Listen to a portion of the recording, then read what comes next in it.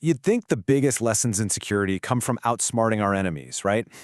But sometimes the most profound, game-changing lessons, they come from the shock of discovering betrayal right inside our own walls. Today, we're diving into a case that did exactly that and completely rewrote the rules for American intelligence. Wow. I mean, this quote just says it all, doesn't it? It cuts right to the core of the Aldrich Ames story. It's such a chilling reminder that the most devastating breaches don't always start with an attack from the outside, but with a quiet betrayal on the inside. And we are not talking about some minor leak of documents here. This represents the human cost. At least 10 American intelligence assets were compromised. Their lives, their operations, just wiped out. All because one man decided to sell out his country.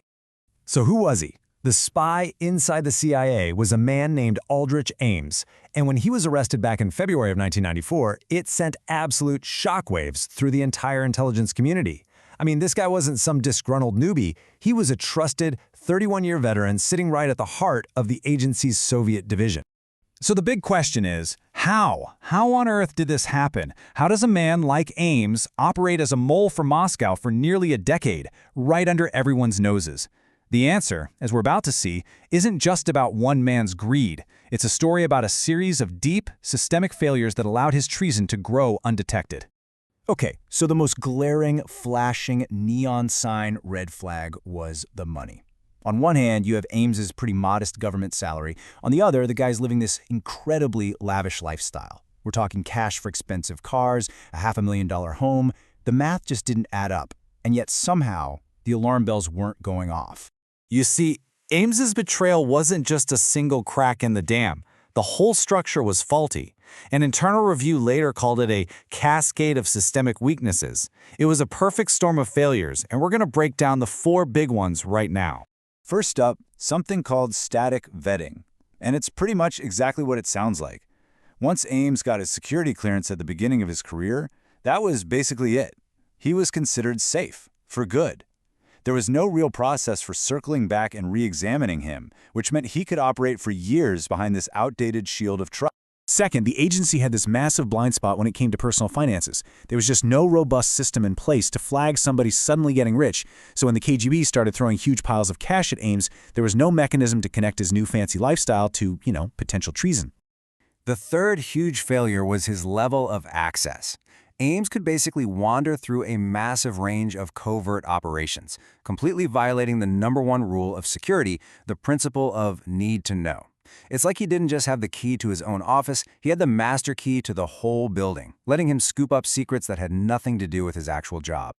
And finally, and maybe this is the most insidious one of all, was the culture. The CIA was built on this idea of loyalty, of being a family. And that sounds great, right? But what it created was an environment where people were really reluctant, even discouraged from questioning a senior officer's behavior. Trust had become their biggest vulnerability. So as you can imagine, the Ames disaster was this incredibly painful, just humiliating wake-up call for the entire intelligence community. But out of that complete failure came a revolution in security. They were forced to literally tear up the old playbook and design a new one from scratch, specifically to stop the next insider threat. And this new approach was built on 3 interlocking pillars, 3 core ideas that all work together: continuous evaluation, technological augmentation, and a complete cultural recalibration. Together, these were meant to build a much stronger defense. So, pillar number 1, continuous evaluation, totally changed what a security clearance even is. It was no longer a one-and-done event at the start of your career. Instead, it became what they call a living contract, something you have to constantly prove you deserve day in and day out.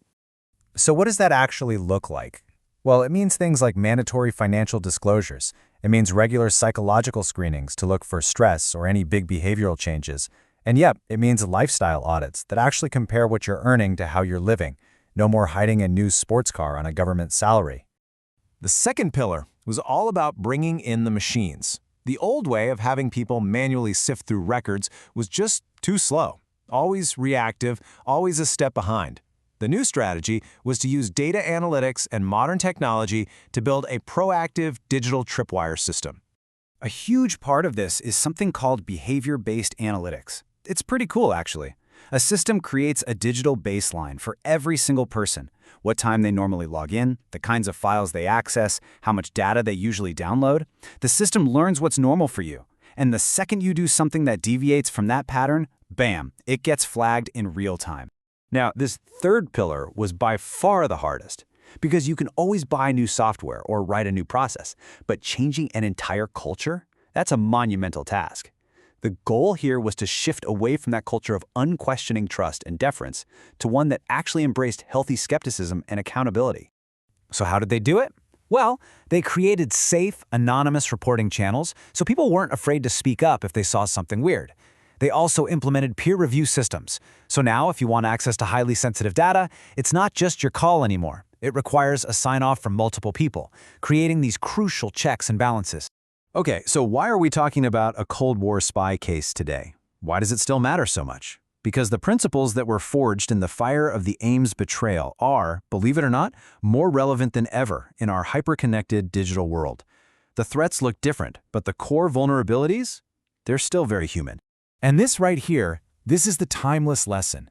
It really doesn't matter what motivates the spy, whether it's greed, like with Ames, or ideology, or something else. The danger zone is always that intersection.